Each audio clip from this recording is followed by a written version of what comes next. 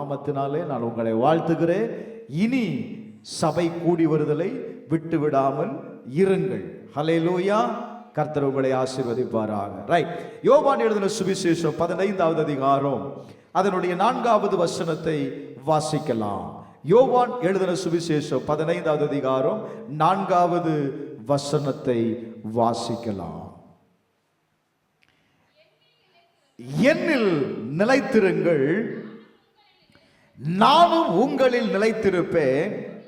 கொடியானது திராட்சை செடியில் நிலைத்திராவிட்டால் அது தானாய் கனி கொடுக்க மாட்டாது போல நீங்களும் என்னில் நிலைத்திராவிட்டால் கனி கொடுக்க மாட்டீர்கள். வேதம் சொல்லுகிறது, என்னில் நிலைத்திருங்கள், என்னில் நிலைத்திருங்கள். அந்த தலைப்பில் நான் தேவனுடைய வார்த்தையை கொண்டு வருகிறேன். Price the Lord. ஆண்டவர் சொல்லுகிற வார்த்தையை கவனிங்க. என்னில் நிலைத்திருங்கள், நானும் உங்களில் என்ன செய்வேன்ப்பா? நிலைத்திருப்பேன். என்னில் நிலைத்திருக்கிறவன் என்ன செய்வானா? கனி கொடுப்பான் என்று எழுதப்பட்டிருக்கிறது. என்னில் நிலைத்திருப்பவன் என்ன செய்வான்? கனி கொடுப்பான். அதுக்கு அடுத்த வசனத்தை நீங்க 5வது வசனத்துல வாசிக்கும் போது, என்னை அல்லாமல் உங்களால் ஒன்றும் செய்யக்கூடாது. ஆண்டவர் சொல்ற வார்த்தையை கவனிங்க. நான் இல்லாம உங்களால எதையும் சாதித்து விட முடியாது.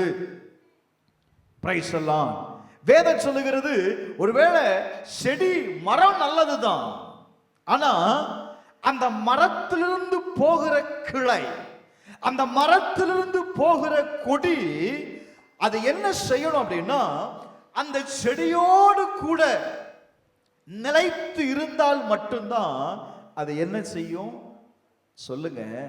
அது கனி கொடுக்கும், அதனுடைய பலனை கொடுக்கும். பலனை சொல்லுங்க, கொடுக்கும். செடியை பாருங்க, அதனுடைய கொடி அது படர்ந்து வரும்போது அந்த கொடியிலிருந்து தான் அது என்ன செய்கிறது? அதனுடைய பலனை அது கொடுக்கிறது. அதே போல இயேசு சொல்லுகிறார், நான் திராட்சை செடியா இருக்கிறேன், நீங்க யாரா இருக்கிறீங்க? கொடிகளாய் இருக்கிறீர்கள். நீங்க என்னில் நிலைத்திருந்தால் என்ன கொடுப்பீங்க அப்படின்னா, பலனை கொடுப்பீர்கள். அல்லேலூயா, ஹல்லேலூயா.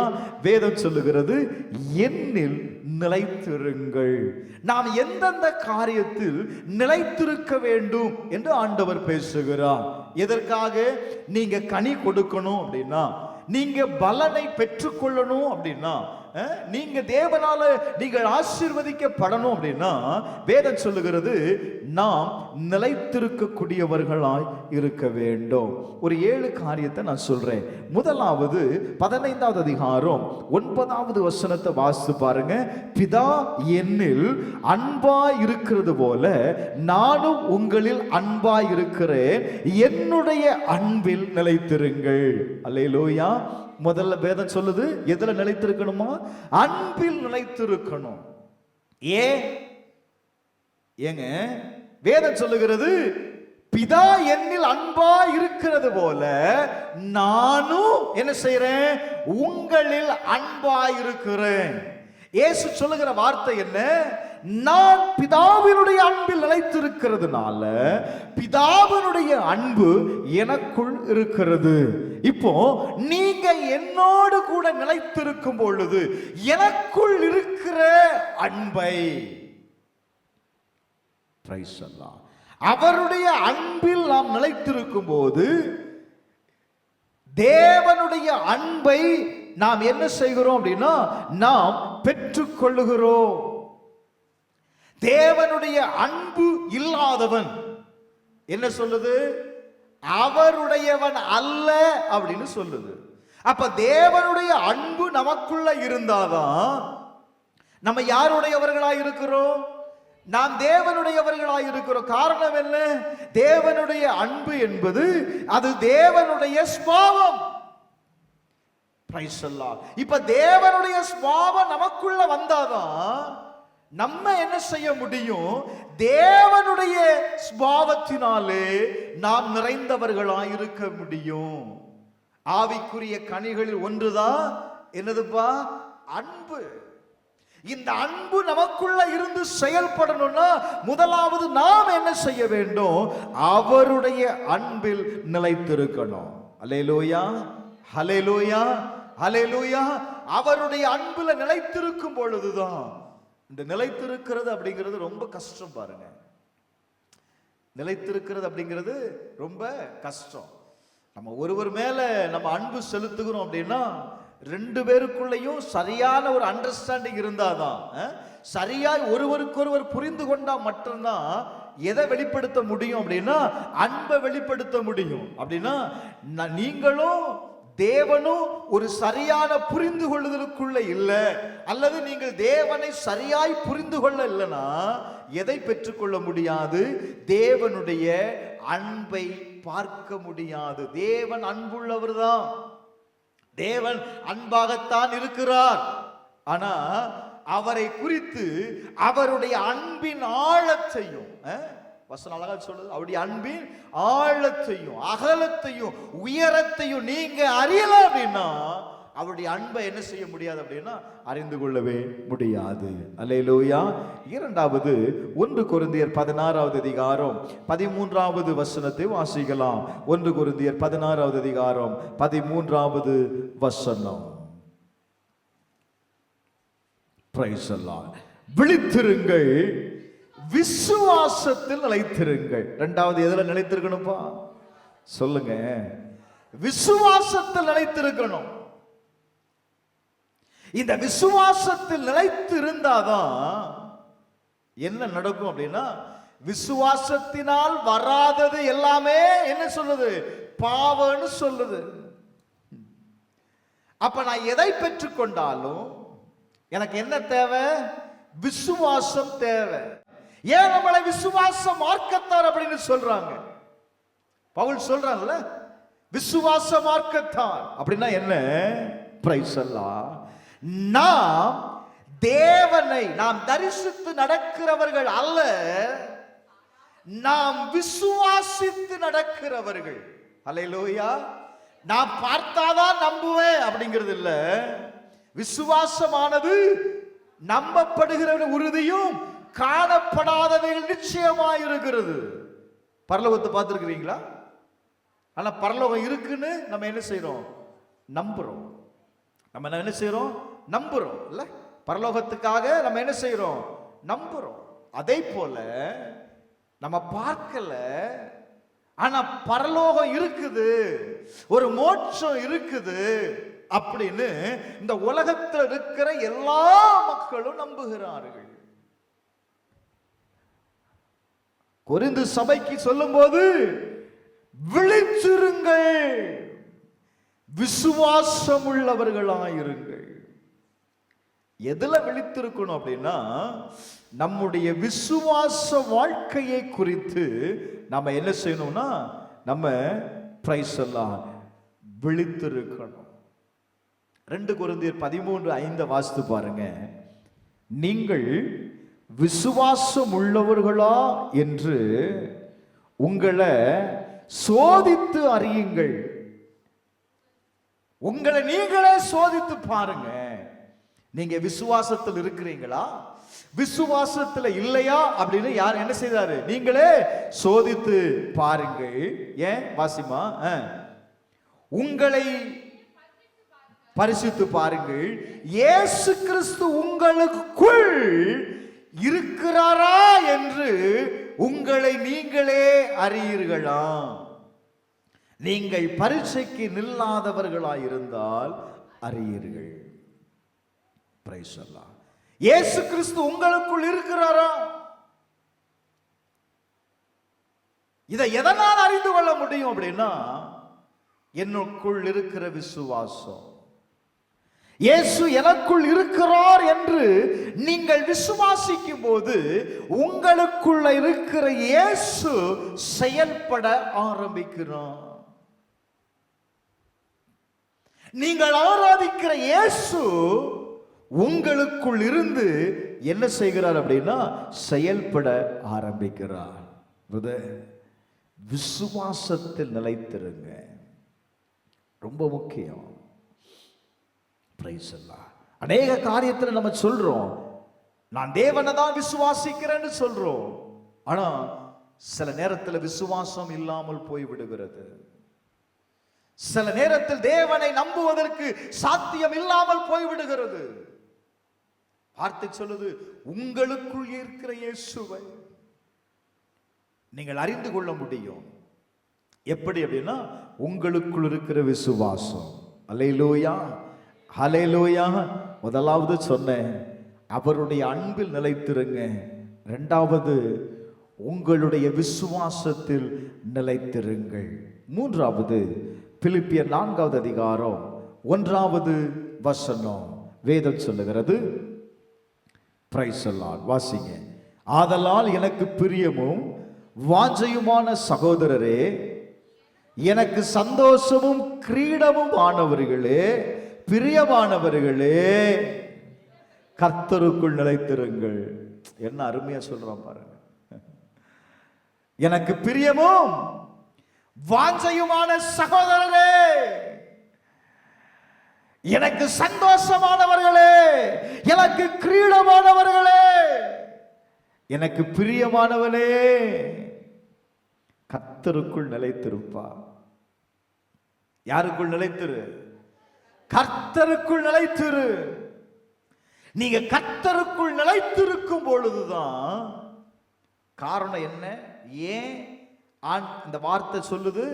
அப்போஸ்தலனாகிய பவுல் பிலிப்பியருக்கு எழுதும் போது ஏன் இந்த வார்த்தை எழுதுறார் அப்படின்னா, பிரைஸ் தி லார்ட், இது யாருக்கு எழுதப்பட்ட வார்த்தை அப்படின்னா, ஊழியக்காரனாகிய பவுலும் தீமோத்தேயும் பிலிப்பு பட்டணத்தில் கிறிஸ்து இயேசுவுக்குள்ளான பரிசுத்தவான்கள் அனைவர்களுக்கும், கண்காணிகளுக்கும், உதவிகாரருக்கும் எழுதுறது. எல்லா பரிசுத்தவான்களுக்கும் எழுதுறாரு. நீங்க எல்லாவற்றிலும் எங்களுக்கு பிரியமானவர்கள், பிரைஸ் தி லார்ட், எங்களுக்கு கிரீடமானவர்கள், எங்களுடைய எல்லா சந்தோஷத்திலும் நீங்க எங்களுக்கு சந்தோஷப்படுத்தினீர்கள். எல்லாம் நல்லதுதான்ப்பா, ஆனா கர்த்தருக்குள் நிலைத்திருங்க. யாருக்குள் நிலைத்திருங்க? ஏன்? அவருக்குள் நான் நிலைத்திருக்கும் போது அவருக்குள் உண்டான ஆசீர்வாதத்திற்கு நாம் பாத்திரனாய் இருக்கிறோம். ஆபிரகாமுடைய ஆசீர்வாதம் கிறிஸ்து இயேசுவின் வழியாக. Price the Lord. உங்களுடைய ஆசீர்வாதம் யாருக்குள் இருக்கிறது அப்படின்னா, கிறிஸ்துவுக்குள் இருக்கிறது. யாருக்குள் இருக்கிறது? அப்போ கிறிஸ்துவுக்குள் இருக்கிற அந்த ஆசீர்வாதத்தை நாம் பெற்றுக்கொள்ளணும் அப்படின்னா, யாருக்குள்ள நிலைத்திருக்கணும் அப்படின்னா, கர்த்தருக்குள் நிலைத்திருக்கணும். அப்படின்னா என்ன? கர்த்தர் யாரா இருக்கிறார்? திராட்சை செடியா இருக்கிறார். நாம் யாரா இருக்கிறோம்? திராட்சை கொடியா இருக்கிறோம். திராட்சை கொடியா இருக்கிறன்னா அவரோடு கூட இருக்கணும். அவரோடு கூட நான் இருக்கும் பொழுது ஒரு இணைந்து இருக்கிற வாழ்க்கை, ஒரு இசைந்து இருக்கிற வாழ்க்கை எனக்கு என்ன செய்யும் அப்படின்னா, ஆசீர்வாதத்தை கொண்டு வரும். 1 தெசலோனிக்கேயர் 3வது அதிகாரம் 8வது வசனத்தை வாசித்து பாருங்க. நீங்கள் கர்த்தருக்குள் நிலைத்திருந்தால், கர்த்தருக்குள் நிலைத்திருந்தால் நாங்கள் பிழைத்திருப்போம். ஹல்லேலூயா, ஹல்லேலூயா. நாம் நிலைத்திருக்கும் பொழுது பிரைஸ் தி லார்ட், ஒரு பிழைப்பு உண்டாகுது. யோவான் 6வது அதிகாரம் 56வது வசனத்தை நீங்க வாசிப்பீங்க அப்படின்னா, 6:56, என் மாமிசத்தை புசித்து என் இரத்தத்தை பானம் பண்ணுகிறவன் என்ன செய்கிறான்? என்னில் நிலைத்திருக்கிறான், நானும் அவனில் நிலைத்திருக்கிறேன். நல்ல கவனிங்க. கர்த்தருக்குள் இந்த பந்தி எதற்காக ஆயத்தப்படுத்தப்பட்டது? 1 கொரிந்தியர்ல வாசிக்கிறோம், இது கர்த்தரிடத்திலிருந்து பெற்றுக்கொள்ளப்பட்டது, இது கர்த்தரால் ஆயத்தம் பண்ணப்பட்டது, இது கர்த்தரால் கொடுக்கப்பட்டது. எதற்காகப்பா?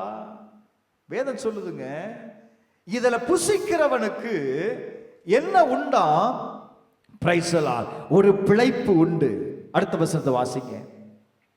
ஜீவனுள்ள பிதா என்னை அனுப்பினது போல நான் பிதாவில் பிழைத்திருக்கிறது போல என்னை புசிக்கிறவனோ, ஒரு ஆமென் சொல்லுங்களேன், அல்லேலூயா. யாரால பிழைப்பா? நான் பிதாவினால் பிழைக்கிறது போல என்னுடைய மாமிசத்தை புசிக்கிறவன் என்னாலே பிழைப்பான். அப்படின்னா என்ன அர்த்தம்? கர்த்தராலே அவன் வாழுவான். அப்ப கர்த்தருக்குள் நாம் நிலைத்திருக்கும் பொழுது பிரைஸ் அல்லாஹ் என்ன நடக்கும் அப்படின்னா ஒரு பிழைப்பு உண்டாகுது. இன்னொரு வசனத்தை வாசிங்க. 1 யோவான் 2வது அதிகாரம் 28வது வசனத்தை வாசிங்க. 1 யோவான் 2:28. பிள்ளைகளே, அவர் வெளிப்படும் போது நாம் அவர் வருகையில் அவருக்கு முன்பாக வெட்கப்பட்டு போகாமல் தைரியமுள்ளவர்களாயிருக்கும்படி அவரில் நிலைத்திருங்கள். ஏன் சார் நிலைத்திருக்கணும்? அவர் வரப்போகிறார். இயேசு வரப்போகிறார். அவர் நாள்ல என்ன செய்யக்கூடாதபடி, வெட்கப்பட்டு போகாதபடி. அப்படின்னா என்ன அர்த்தம்? பக்கத்து வீட்டுக்காரன் கேட்பான், சிஸ்டர் நீங்களும் சர்ச்சுக்கு தானே போனீங்க, நிறைய பேர் போயிட்டாங்க, நீங்க போகாம இருக்கிறீங்களே, அது ஏன் கேட்குறீங்க சிஸ்டர்? இன்னைக்கு பார்த்து எனக்கு வயிற்று வலி வந்துருச்சு, நான் போகல. இன்னைக்கு பார்த்து என் தங்கச்சி ஊர்ல இருந்து வந்துட்டா, நான் என்ன செய்ய முடியல, சர்ச்சைக்கு போ. அன்னைக்கு பார்த்து அவர் வந்துட்டாரு பாருங்க. என்ன உண்டாகுது சொல்லுமா? வெட்கமும். வேதம் சொல்லுது, எப்பா நீ வெட்கப்பட்டு போகாதபடி, நீ கைவிடப்பட்டு போகாதபடி யாருக்குள் நிலைத்திரு? சொல்லுங்க. கர்த்தருக்குள் நீ நிலைத்திருந்தா என்ன நடக்கும் தெரியுமா? என்ன நடக்கும் தெரியுமா? 10 பேர் காத்திருந்தாங்க. 10 பேர் காத்திருந்தாங்க. இந்த 10 பேர்ல 5 பேருக்கு மட்டும்தான் இயேசு கிறிஸ்து வருகிற சத்தம் கேக்குது. 5 பேர் தூங்கிட்டான். நான் கொஞ்சம் படுத்துக்கிடுறேன், இயேசுநாதர் வந்தா என்னை எழுப்பு அப்படின்னு இந்த கூட்டம் என்ன செய்துட்டு சொல்லிட்டு படுத்துட்டு, ஆயத்தமா இருந்தவர்கள் சத்தம் கேட்டோன்னு எழுந்த உடனே, சில நேரத்துல நம்ம பக்கத்தில் இருக்கிறவங்க டக்குன்னு எழுந்துட்டா கூட படுத்திருக்கிற ஆளுக்கு என்ன உண்டாகும்? முழிப்பு வருமா வராதா? வந்துருச்சு. இவங்க எல்லாம் மணவாளனுடைய சத்தத்தை கேட்டு மணவாளன் வந்துட்டார்னு சொல்லி போகிறாங்க. இவன் விளக்க கொளுத்துறான். விளக்குல என்ன இல்லப்பா? என்ன இல்ல? என்ன இல்ல? யாரு போனது? ஆயத்தமாயிருந்தவன், கர்த்தருக்குள் நிலைத்திருந்தவன். ராமன் சொல்லுங்களேன். அல்லேலூயா. அப்ப வருகையில காணப்படணும் அப்படின்னா, அப்ப எனக்கும் ஆண்டவருக்கும் ஒரு நெருங்கின தொடர்பு இருக்குன்னு வைங்களேன். இப்ப ஆண்டவர் என்ன செய்வார்னா, வசனம் சொல்லுது, அவர் வரும்போது ரகசியமாய் வருவார்.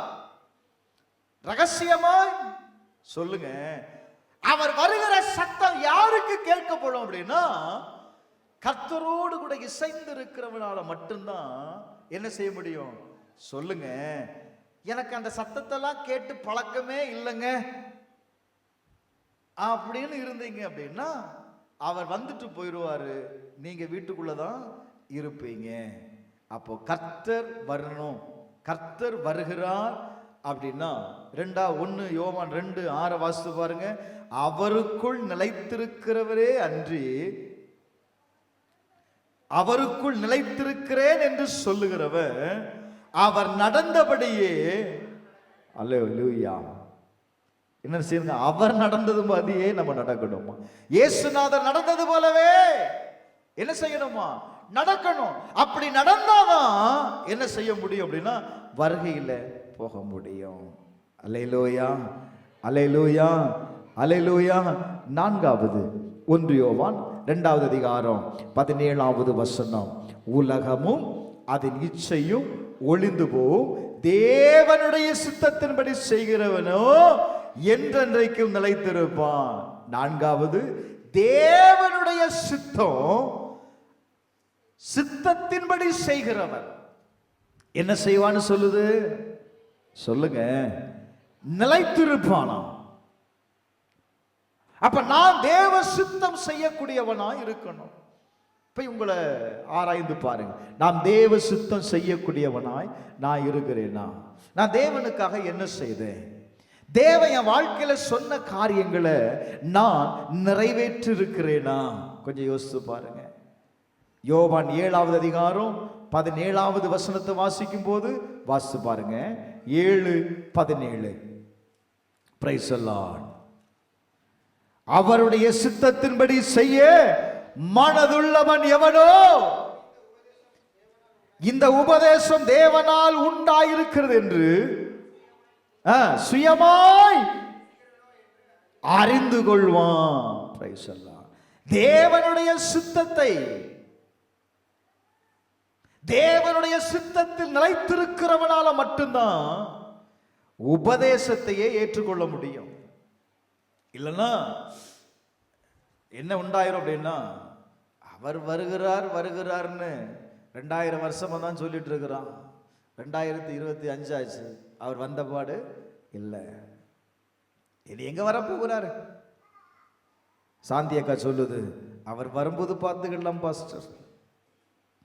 வரும்போது ஏன்னா 2025 ஆண்டுகளா வருகிறார் வருகிறார் வருகிறார் வருகிறார், இயேசு வருகிறார். என்னைக்காவது நீங்க வெளிப்படுத்த விசேஷம் பொழுது இயேசுவே வாரும் மாரநாதா சொல்றீங்களா? இயேசுவே வாரும் சீக்கிரமா வாங்க ஆண்டவரே சொல்லிருக்கீங்களாமா? எங்க சொன்னீங்க? என்ன ஆண்டவரே, இயேசுவே அவர் வந்துட்டா, என் பிளான் என் திட்டம் எல்லாமே என்ன செய்துச்சு? போயிடுச்சு. எங்க கொஞ்சம் நல்ல கவனிங்க. அந்த எபிரேயர் 10வது அதிகாரத்தில் 36வது வசனத்தில் வாசிக்கும் போது அந்த வார்த்தை கவனிங்களேன். நீங்கள் தேவனுடைய சித்தத்தின்படி செய்தால்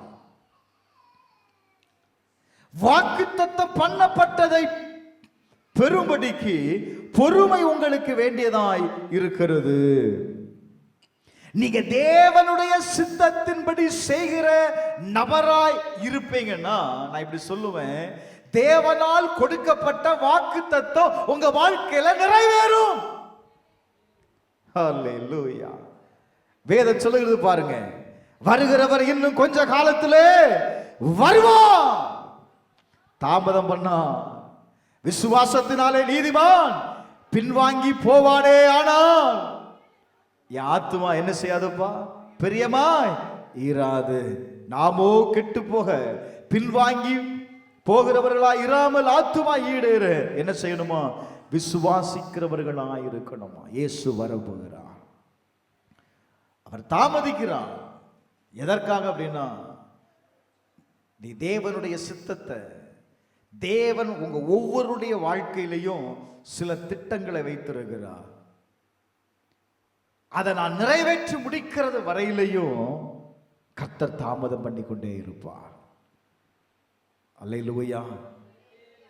தேவனுடைய சித்தம் செய்ய, தேவனுடைய சித்தத்திற்கு பிரைஸ் தி லார்ட் உங்களை ஒப்பு கொடுத்து பாருங்க. அதுல நிலைத்திருந்து பாருங்க. உங்க ஒவ்வொருடைய வாழ்க்கையிலையும் தேவர் ஒரு மேலான சித்தத்தை வைத்திருக்கிறாருப்பா. நீங்க அடுத்த பாயிண்ட் பாருங்களேன். 1 கொரிந்தியர் 7வது அதிகாரம் 20வது வசனம் வாசித்து பாருங்க. 1 கொரிந்தியர் 7:20. அழைக்கப்பட்ட நிலைமையிலே, ஹலோ, அவன் அழைக்கப்பட்ட நிலைமையில, நீங்க அழைக்கப்பட்டவங்களா? நீங்க அழைக்கப்பட்டிருக்கிறீங்களா? கொஞ்சம் யோசிங்க. அப்படின்னா உங்களுடைய அழைப்பிற்கு ஒரு திட்டம் தேவனிடத்தில் இருக்கிறது. வேதம் சொல்லுகிறது, நீங்கள் எதற்காக அழைக்கப்பட்டீர்களோ அந்த அழைப்புல நீங்க என்ன செய்யணுமா? நிலைத்திருக்கணும். பிரைஸ் சொல்லலாம். என்ன செய்யணும்பா? நிலைத்திருக்கணும். 24வது வசனம், அவனவன் தான் அழைக்கப்பட்ட நிலைமையிலே தேவனுக்கு முன்பாக நிலைத்திருக்கணும். கர்த்தர் யாரையும், இங்க இருக்கிற யாரையும் சும்மா அழைக்கல, காஸ்தரவான்னு அழைக்கல. உன் மேல ஒரு திட்டத்தை வைத்திருக்கிற, இதை நீ செய்தா உனக்கு நான் இந்த காரியத்தை நான் செய்வேன் அப்படின்னு ஆண்டவர் சொல்றார். வேதத்தில் நீங்க அழைக்கப்பட்டவர்களை எல்லாரையும் நீங்க கவனிக்கும் பொழுது ஆண்டவர் யாரையுமே சும்மா அழைக்கல. மீன் பிடிக்கிறவனை அழைத்தான், நான் உங்களை வாங்கப்பா, நான் உங்களை மனுஷரை பிடிக்கிறவனாய் மாற்றுவேன்னு சொன்னார். ஆயத்துறையில உட்கார்ந்து இருந்தவனை அழைத்தான். கொஞ்சம் யோசித்து பாருங்க. மருத்துவரை அழைத்தான், சும்மா அழைத்தாங்களா? ஆண்டவர் என்ன சொல்லி அழைத்தார்? அழைக்கும் போதே உங்களுக்கு நான் இன்னொரு வேலையை நான் வைத்திருக்கிறேன், இதுதான் உங்களுடைய அழைப்பு. உங்க அழைப்பையும் உங்களுடைய தெரிந்து கொள்ளுதலையும் நீங்க சரியாய் புரிந்து கொண்டீங்கன்னா வேதம் சொல்லுகிறது உங்களுக்கு இடர்தலே இல்லையாங்க. அப்ப ஒரு மனுஷன் தன் வாழ்க்கையில ஏன் இடறுகிறான் அப்படின்னா அவன் எதை புரிந்து கொள்ளல? அழைப்பை புரிந்து கொள்ளல. நான் எதற்காக தெரிந்து கொள்ளப்பட்டேன் அப்படிங்கிறத நான் புரிந்து கொள்ளல. அப்போஸ்தலனாகிய பவுல் சொல்லும்போது நான் எதற்காக தெரிந்து கொள்ளப்பட்டேனோ, எதற்காக கர்த்தர் என்னை பிடித்தாரோ அதை நான் பிடித்துக் கொள்ளும்படி நான் என்ன செய்கிறேன்? நான் ஆசையாய் பின்தொடர்கிறேன். அல்லேலூயா. கர்த்தர் என்னை எதற்காக பிடித்தார்? கர்த்தர் என்னை வாசிப்ப அந்த வசனத்தை, பிலிப்பியர் 3வது அதிகாரம் 12வது வசனத்தை வாசித்து பாருங்க. நான் அடைந்தாயிற்று அல்லது முற்றிலும் தேறினவனானே என்று எண்ணாமல் கிறிஸ்து இயேசுவினால் நான் எதற்காக பிடிக்கப்பட்டேனோ. ஹலோ, இயேசு சொன்னாரா? இயேசு அவனை பிடிக்கும் போதே சொன்னாரு, உன்னை கொண்டு நான் சிலரை ரட்சிக்க போகிறேன்ப்பா. பிரைஸ் அல்லாஹ். உடனே அவன் சரண்டரான பாருங்க. வேதம் சொல்லுகிறது, இயேசு கிறிஸ்துவினால் நான் எதற்காக பிடித்துக் கொண்டேனோ, பிடிக்கப்பட்டேனோ அதை நான் பிடித்துக் கொள்ளும்படி ஆசையாய் தொடர்கிறேன். அல்லேலூயா, அல்லேலூயா, அல்லேலூயா. நல்ல கவனிங்க, நீங்களும் நானும் எதற்காக அழைக்கப்பட்டிருக்கிறோம்? அவன் சொல்றான், பரம அழைப்பின் பந்தய பொருளுக்காக எனக்காக வைக்கப்பட்டிருக்கிற இலக்கை நோக்கி நான் என்ன செய்கிறேன்? நான் தொடர்கிறேன். நீங்களும் நானும் இயேசுவால் பிடிக்கப்பட்டவர்கள்.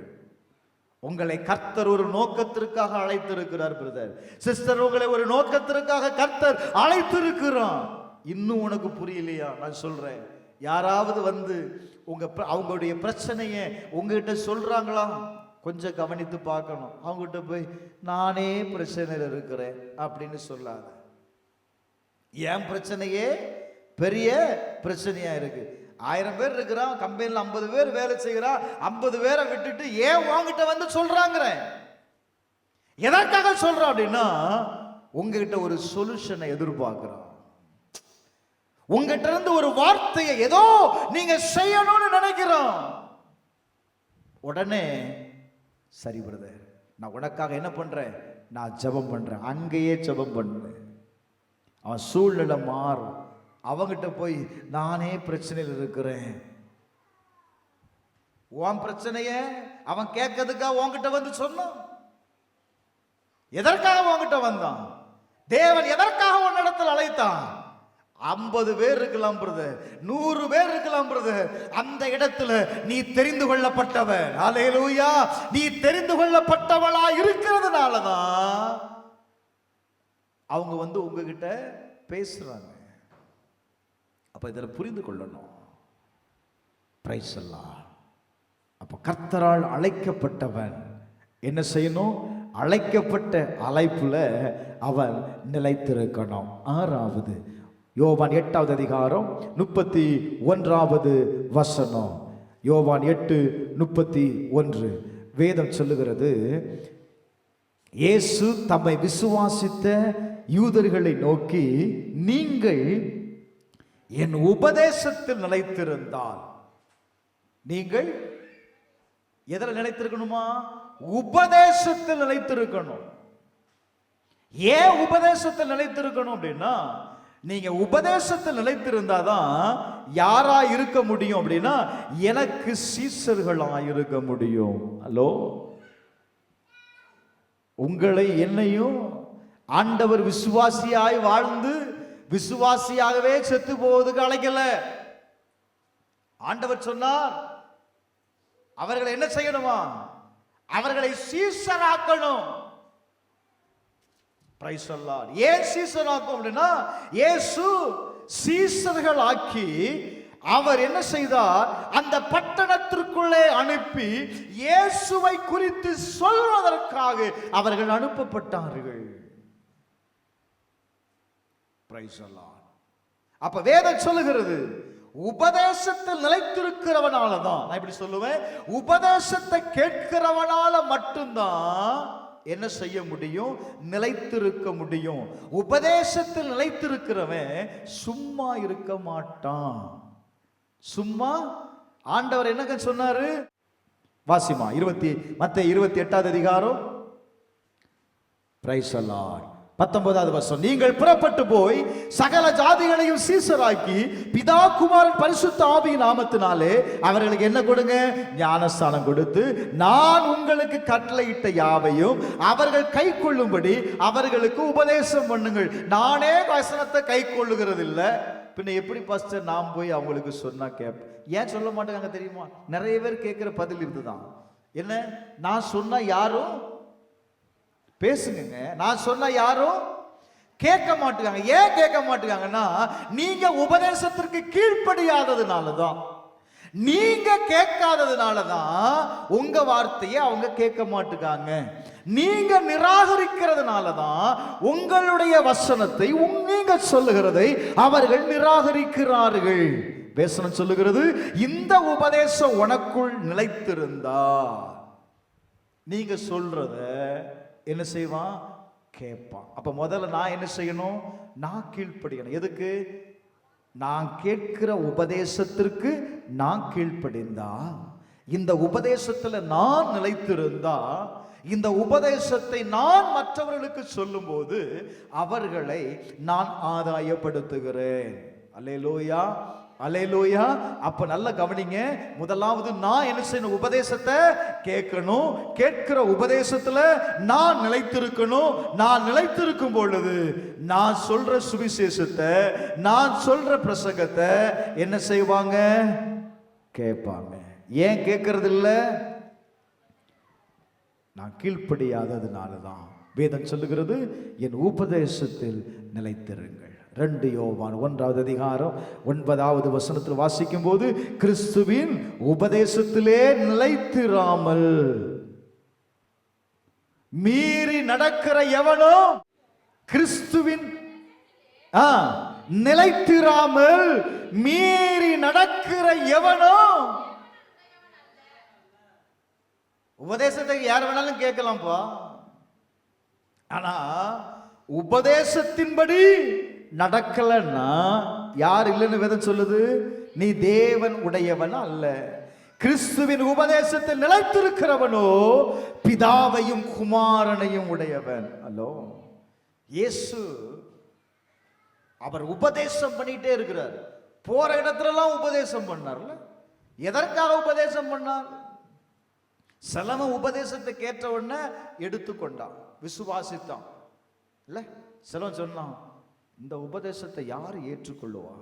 சொன்னாங்களா இல்லையா? யாரு கடைபிடிப்பா? இது எப்படி இருக்கிறது? கடினமா இருக்கிறது. ஒரே வார்த்தை சொல்லு, என் உபதேசத்தை நீ ஏற்றுக்கொண்டு அதன்படி நீ செய்த, நீ எனக்கு சீசன். இல்லைன்னா நீ யாரு? என்னை விட்டு போயிருப்பா. எவ்வளவு அழகா சிம்பாலிக்கா சொல்றாரு பாருங்க. நீ என் உபதேசத்தை கேட்டு என்ன பின்தொடர்ந்தா நீ எனக்கு சீசன். நீ உபதேசத்தை கேட்டு என்னை பின்பற்றாதவனா இருந்தா, நீ மீறி நடக்கிறவனா இருந்தா, நீ யாருடையவன் அல்ல? தேவன் உடையவன் அல்ல. நீங்க சொல்லிக் கொள்ளலாம், நான் தேவனுடையவன், நான் கிறிஸ்தவன், நான் விசுவாசி என்று சொல்லலாம். உபதேசம் பண்ண வார்த்தைக்கு கேட்கலையே, உபதேசத்துல நிலைத்திருக்கலையே. கொஞ்சம் யோசித்து பாருங்க. Glory to God. ஒருவன் உங்களிடத்தில் வந்து இந்த உபதேசத்தை கொண்டு வராமல் இருந்தான். சிலவன் இன்னைக்கு நிறைய வந்துருச்சு. சர்ச்சுக்கெல்லாம் நீங்க போக வேண்டாம் சிஸ்டர், வீட்டிலே இருங்க. யூடியூப்ல எங்க ஆராதனை வருது, அந்த ஆராதனை நீங்க பங்கு கொள்ளுங்க. அந்த ஸ்கிரீன்ல பார்க்கிற அந்த ஜிபே நகருக்கு மறக்காம உங்க காணிக்கை மட்டும் அனுப்பிடுங்க. கர்த்தர் உங்களை ஆசீர்வதிப்பார்.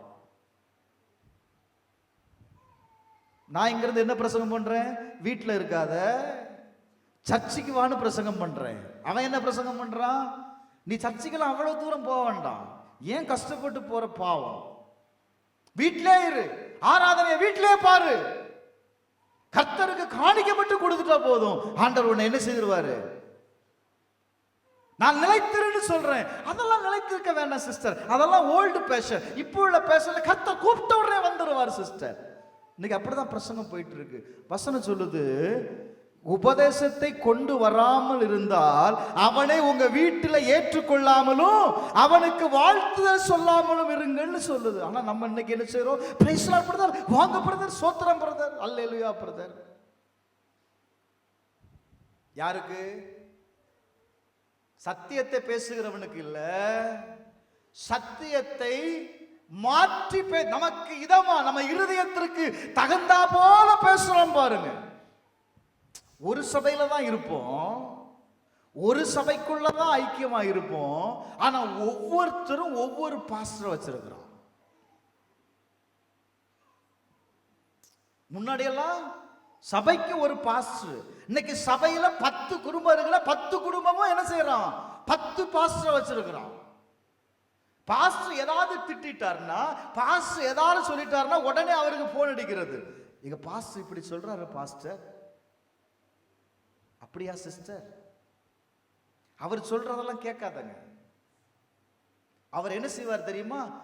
இவங்க சொல்றதுக்கு இதமான வார்த்தையை சொன்ன உடனே, ஆமா பிரதர், நீங்க சொல்றதுதான் சரி. அப்ப நல்ல கவனிங்க, கடினமான ஏங்க இயேசுநாதர் பிரசங்கத்தையே கேட்கல, இந்த உபதேசத்தை யார் கேட்பான்னு போயிட்டான். அவர் அதை வச்சு கவலைப்படல.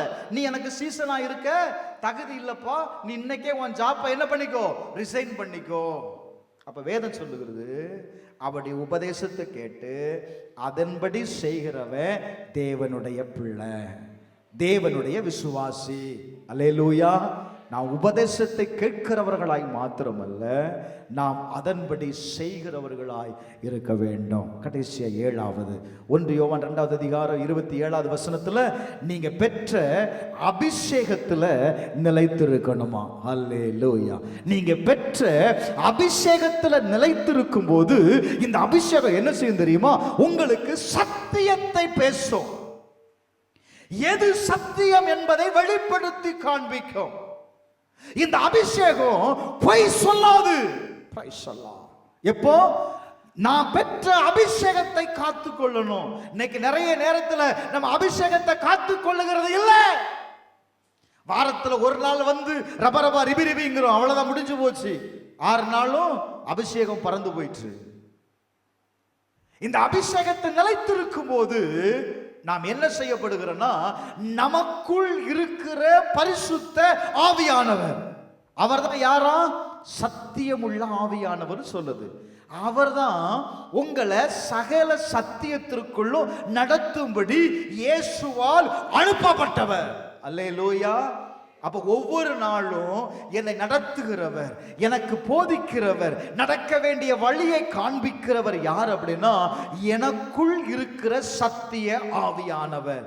அவர் எதை பேசுவார்னா, சத்தியத்தை மட்டும்தான் பேசுவார், பொய் சொல்ல மாட்டார். அப்படின்னா நான் எதுல நிலைத்திருக்கணும் அப்படின்னா, நான் பெற்ற அபிஷேகத்தில் நிலைத்திருக்கணும். நிலைத்திருக்கிறதுனா என்ன?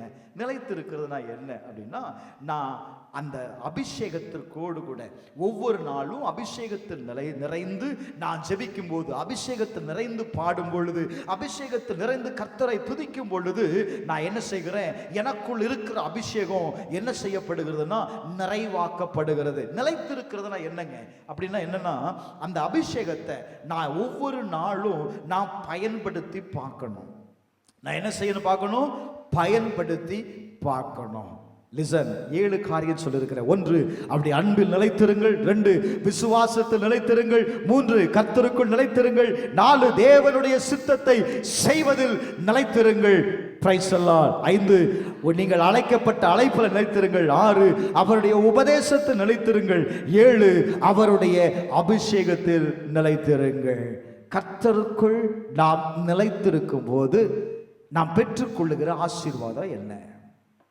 நான் ஏன் நிலைத்திருக்கிற குறித்து பேசுனேன்? முதல்ல சொன்னேன், நீங்க நிலைத்திருக்கும் போது என்ன செய்யப்படுகிறீர்கள்? கனி கொடுக்கிறவர்களாய் கர்த்தர் மாற்றுகிறார். 2 கொரிந்தியர் 3வது அதிகாரம் 11வது வசனம். 2 கொரிந்தியர் 3வது அதிகாரம் 11வது வசனத்தை வாசித்து பாருங்க. வேதம் சொல்லுகிறது, அன்றியும் ஒளிந்து போவதே மகிமை உள்ளதா இருந்தால் நிலைத்திருப்பது அதிக மகிமை உள்ளதா இருக்கும். நம்பர் 1, நான் தேவனோடு கூட நிலைத்திருக்கும் பொழுது முதலாவது ஆண்டவர் கொடுக்கிற ஆசீர்வாதம் என்ன? ஆண்டவர் நாம் செய்கிற காரியத்தை அவர் ஆசீர்வதித்து வேதம் சொல்லுகிறது, நிலைத்திருப்பது எனக்கு எதை கொடுக்கும் அப்படின்னா அதிக மகிமையை கொடுக்கும். ஒரு ஆமென் சொல்லுங்களேன். அல்லேலூயா. அது மகிமை உள்ளதா இருக்கும். அல்லேலூயா. என்னிடத்திலிருந்து கொடுக்கப்படுகிற கனி அது மகிமை உள்ளதா இருக்கும். ஆமென் சொல்லுங்களேன். அல்லேலூயா. உங்களுடைய வாழ்க்கையை கர்த்தர் மகிமைப்படுத்தி பார்க்க விரும்புகிறார். நீங்கள் மகிமை அடைய வேண்டும் என்று தேவன் விரும்புகிறார். எங்க வேதம் சொல்லுகிறது, அழைக்கப்பட்ட ஒவ்வொருவரையும் தேவன் என்ன செய்து பார்க்க விரும்புகிறார் தெரியுமா? மகிமைப்படுத்தி பார்க்க விரும்புகிறார். அல்லேலூயா, அல்லேலூயா, அல்லேலூயா. ரோமர் 8வது அதிகாரம் 28, 29, 30 ஆகிய வசனங்களை வாசித்து பாருங்கள். அவருடைய தீர்மானத்தின்படி அழைக்கப்பட்டவர்கள் தேவனிடத்தில் அன்பு கூறுகிற சகலவற்றிற்கும் என்ன நடக்கும் அப்படின்னா நன்மை உண்டாகும். அழைக்கப்பட்டவனுக்கு நன்மை உண்டாகும். அழைக்கப்பட்டவனுக்கு நன்மை உண்டாகும். கர்த்தர் யாரை அழைத்திருக்கிறாரோ அவர்களை நீதிமான்கள் ஆக்கி இருக்கிறார். யாரை நீதிமான் ஆக்கி இருக்கிறாரோ அவர்களை மகிமைப்படுத்த இருக்கிறார். ஹல்லேலூயா. நீங்களும் நானும் அழைக்கப்பட்டதற்கு ஒரே ஒரு காரணம் என்ன தெரியுமா? அழைக்கப்பட்டவனை அவன் நிலைமையிலே தேவன் விட்டு விடுகிறதில்லை. அவனுடைய வாழ்க்கையை ஆண்டவர் மகிமைப்படுத்தி பார்க்க விரும்புகிறார். அல்லேலூயா, அல்லேலூயா. அந்த மகிமையை நீங்க பார்க்கணும் அப்படின்னா நிலைத்திருங்க.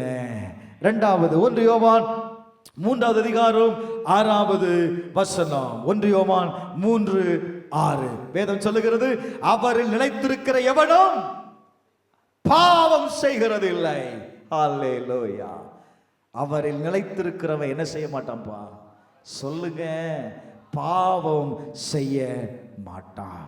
ஆண்டவர் பாவத்திற்கு உங்களை விட்டுவிட மாட்டார். பாவம் செய்ய மாட்டேன். நிலைத்திருந்து பாருங்க. சில பாவங்களை உங்களால விட முடியலையா? சில பாவங்கள் உங்களை தொடர்ந்து பிடிக்குதான்? கர்த்தருடைய வார்த்தையில நிலைத்திருந்து பாருங்க. அவன் என்ன செய்ய மாட்டானா? பாவம் செய்ய மாட்டான். 3வது யோவான் 15வது அதிகாரம் 7வது வசனம்.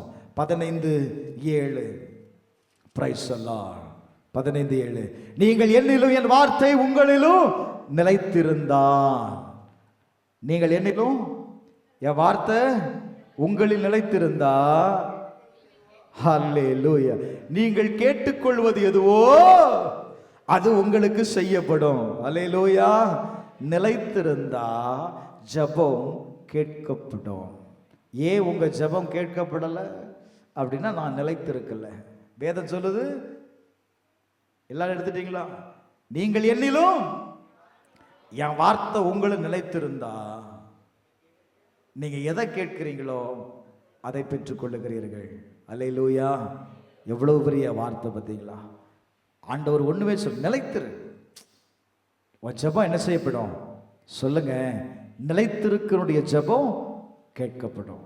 அடுத்து யோவான் 15வது அதிகாரம் 11வது வசனத்துல நிலைத்திருக்கிறதுனால வருகிற ஆசீர்வாதம் என்ன தெரியுமா? என்னுடைய சந்தோஷம் உங்களில் நிலைத்திருக்கும். ஒரு ஆமென் சொல்லுங்களேன். அல்லேலூயா. ஆண்டவர் சொல்றாரு, உங்கள் சந்தோஷம் நிறைவாயிருக்கும்படி இதை நான் சொல்றேன். உங்க சந்தோஷம் சொல்லுமா? என் சந்தோஷம் உங்களுக்கு வேணும்னா வேதம் சொல்லுது, என்னுடைய சந்தோஷம் நிறைவாயிருக்கும்படி. அப்படின்னா என்ன? போதுமான அளவுக்கு சந்தோஷம்.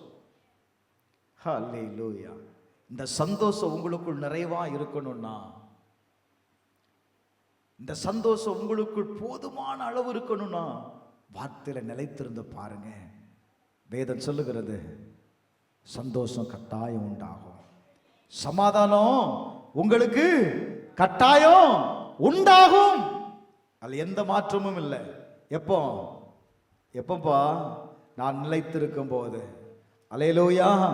நான் நிலைத்திருக்கும் போது தேவனுடைய சந்தோஷத்திற்குள் நான் என்ன செய்கிறேன்? நான் நிறைவு அடைகிறேன். பிலிப்பியர் 4:4 சொல்லுகிறது, கர்த்தருக்குள் எப்பொழுது சந்தோஷமாய் இருங்கள், சந்தோஷமாய் இருங்கள் என்று மறுபடியும் சொல்லுகிறேன். கர்த்தருக்குள் வருகிற சந்தோஷம் பிரியாணியில வருகிற சந்தோஷத்தை விட 1000 மடங்கு பெருசு, கோடான கோடி அளவு பெருசு. கர்த்தருக்குள் வருகிற சந்தோஷம். ஆண்டவர் சொல்ல, இந்த சந்தோஷம் உனக்கு வேணும்னா நிலைத்திருந்து பாரு. சந்தோஷத்துக்கு தானே இந்த பாடு இல்லை, சந்தோஷத்துக்காக தானே இவ்வளவு பிரச்சனை, இவ்வளவு சண்டை போடுறோம். அவர் சொல்றாரு, நீ நிலைத்திருந்து பாரு, இந்த சந்தோஷம் உனக்கு மிகுதியா இருக்கும். கடைசியா யோவான் 15:5 வாசிக்கும் போது, நீங்கள் மிகுந்த கனிகளை கொடுப்பீர்கள். அல்லேலூயா, அல்லேலூயா. ஒருவன் நிலைத்திருக்கும் பொழுது அவன் என்ன செய்யப்படுகிறான்? மிகுந்த கனிகளை அவன் கொடுக்கிறான். என கண்பானவர்களே, ஆண்டவர் சொன்னான், என்னில் நிலைத்திருந்தால் அவன் மிகுந்த கனிகளை கொடுப்பான், மிகுந்த கனிகளை கொடுப்பான். நிலைத்திருந்து பாருங்க. அவன் செய்வதெல்லாம் வாய்க்குன்னு வேதம் சொல்லுது. இரவும் பகலும் கர்த்தருடைய வேதத்தில் தியானமாய் இருந்து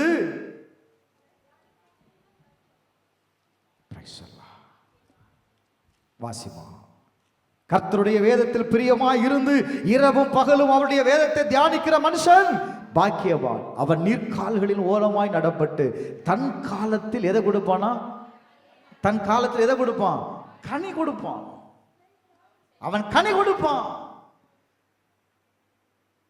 கர்த்தர் உங்களை கனி கொடுக்கிற மரமா தான் வச்சிருக்கிறார். வேதம் சொல்லுது, அவன் செய்வதெல்லாம் வாய்க்கும். ஒரு ஆமென் சொல்லுங்களேன். அல்லேலூயா. இந்த 7 காரியத்தில் நீங்க நிலைத்து இருந்துட்டு நீங்க ஆண்டவர்கிட்ட கேளுங்க. செய்யாம ஏன் நடக்கலன்னு கேட்கறது ஒரு பிரயோஜனம் இல்லை. அவருக்குள் நீங்கள் நிலைத்திருக்கும் போது கட்டாயம் நான் சொல்லுவேன், கர்த்தருடைய வார்த்தை உங்களுக்கு நேராய் கடந்து வருகிறது. நீங்கள் செய்வதெல்லாம் வாய்க்கும். அல்லேலூயா, அல்லேலூயா. ஏங்க, ஏனோக்கு தேவனோடு நடந்தான்னு வசனம் சொல்லுது இல்லை? தேவனோடு நிலைத்திருந்தான். அவனுக்கு குடும்பம் இல்லையா? வேதம் சொல்லுகிறது அவன் தேவனோடு நடந்தான். அதுதான் நிலைத்திருக்கிறது.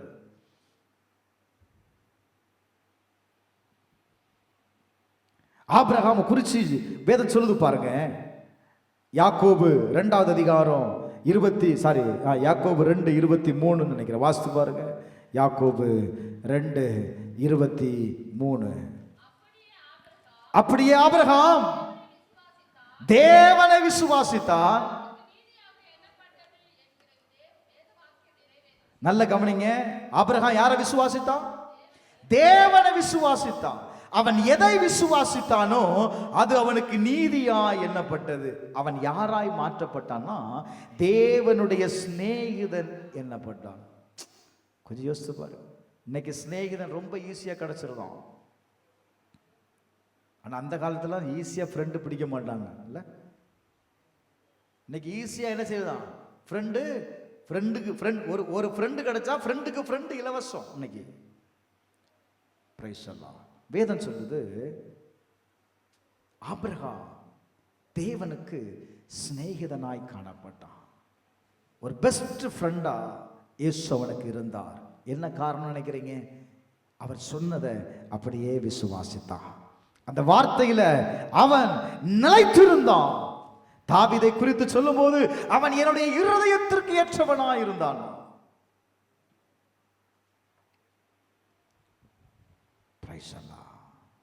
தானியேல் தேவனோடு கூட ஒரு நல்ல ஐக்கியத்தை வைத்திருந்தான்.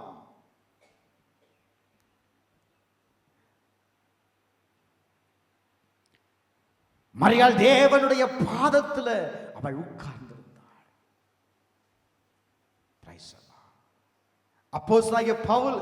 அப்போஸ்தலனாகிய யோவானை குறித்து சொல்லும்போது, யோவான் எழுதின சுவிசேஷம் 23வது அதிகாரத்தில் அவன் இயேசுவோடு கூட இருந்த ஒரு சீசன் தான் இல்ல.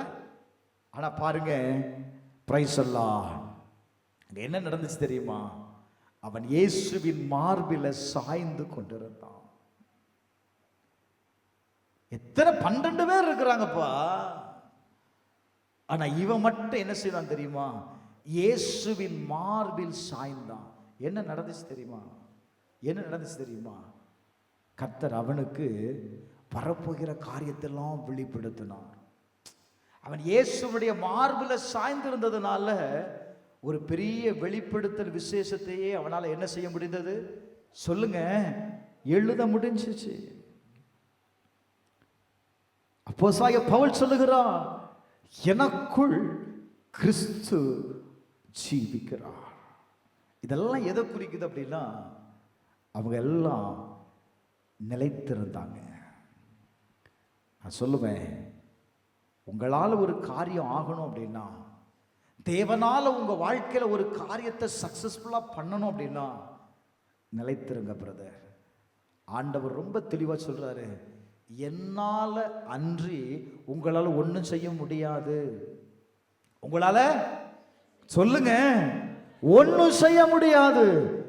நீங்க எதை செய்தாலும், நீங்க எதை பெற்றுக்கொண்டாலும் நான் இல்லாம நீங்க பெற்றுக்கொள்ள முடியாது. அல்லேலூயா. அப்ப அவர் முக்கியம் தானே, அவர் முக்கியம் தானே. ஏன் அவருக்கு அந்த முக்கியத்துவத்தை நம்மளால கொடுக்க முடியல? ஏன் அவருக்கு அந்த அவர் விரும்புகிற அந்த முக்கியத்துவத்தை, அந்த பிரியாரிட்டியை ஏன் நம்மளால கொடுக்க முடியல அப்படின்னா, சில நேரத்தில் நான் என்ன செய்கிறோம் தெரியுமா? மற்றவர்களுக்கு கொடுக்க வேண்டிய கணத்தை, அவருக்கு கொடுக்க வேண்டிய கணத்தை நாம் கொடுக்காததுனால தான் நாம் என்ன செய்கிறோம்? சில இடத்துல கனவீனம் அடைகிறோம். கர்த்தர் சொன்னா, என்னை கனப்படுத்துகிறவனை, என்னை கனப்படுத்துகிறவனை நான் கனப்படுத்துவேன். என்னை கனவீனப்படுத்துகிறவன் அவன் கனவீனம் அடைவான். அன்னைக்கு இப்படி சொல்லி முடிக்கிறேன்.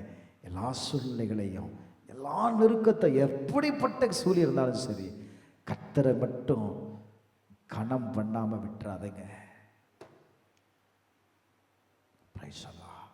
அவரை நீங்க கனவீனப்படுத்திட்டீங்க அப்படின்னா நீங்க ஏதோ ஒரு இடத்துல நீங்க கனவீனம் அடைவீங்க. நிச்சயமா நான் சொல்றேன், ஏதோ ஒரு இடத்துல நீங்க என்ன செய்வீங்க?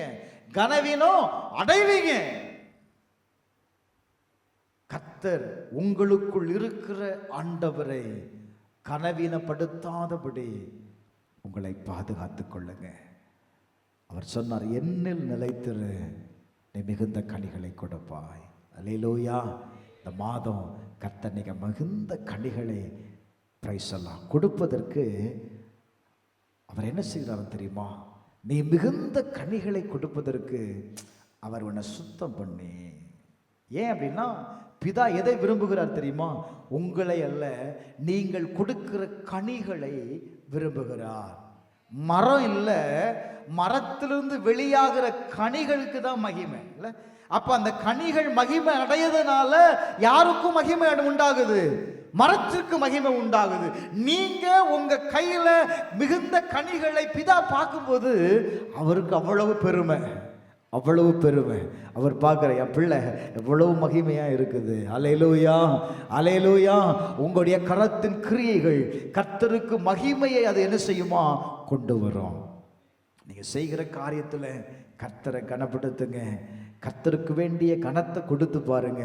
நான் சொல்லுவேன், கட்டாய கர்த்தர் மிகுந்த கனிகளை உங்களுக்கு கொடுக்கும்படி பிதாவானவர் உதவி செய்வார். அல்லேலூயா, அல்லேலூயா. இயேசு உங்களுடைய எல்லா வாழ்க்கையில, எல்லா சூழ்நிலையிலையும் அவர் உங்களுக்கு உதவி செய்வதை நீங்க பார்ப்பீங்க. மிகுந்த கனிகளை கொடுப்பதனால பிதா மகிமை அடைவார். அவரை மகிமை அடைஞ்சா நீங்களும் மகிமை அடைகிறீர்கள். ஏன்னா நீங்களும் நானும் அவருடைய மகிமைக்கென்று அழைக்கப்பட்டிருக்கிறோம். அல்லேலூயா. கர்த்தர் உங்களை மகிமைப்படுத்துவேன்னு சொன்னவர் கட்டாய மகிமை அடையும்படி செய்வாராக. நாம் எல்லாரும் எழுந்து நிற்போம். அப்படி ஜெபம் பண்ணுவோமா? ஆண்டவர்கிட்ட அப்படி ஜெபம் பண்ணுங்க பார்க்கலாம்.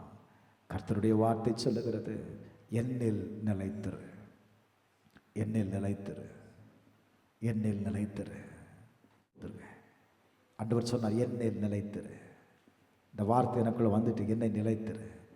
கர்த்தர் அநேகரை மிகுந்த கனிகளை கொடுக்கிற ஒரு பாத்திரமாய், ஒரு கொடியாய் கர்த்தர் பார்க்கிறார். நீங்கள் மிகுந்த கனிகளை கொடுக்க போகிறீர்கள். நீங்கள் மிகுந்த கனிகளை கொடுக்க போகிறீர்கள். நீங்கள் கையிட்டு செய்கிற வேலையை கர்த்தர் ஆசீர்வதிக்க போகிறார்.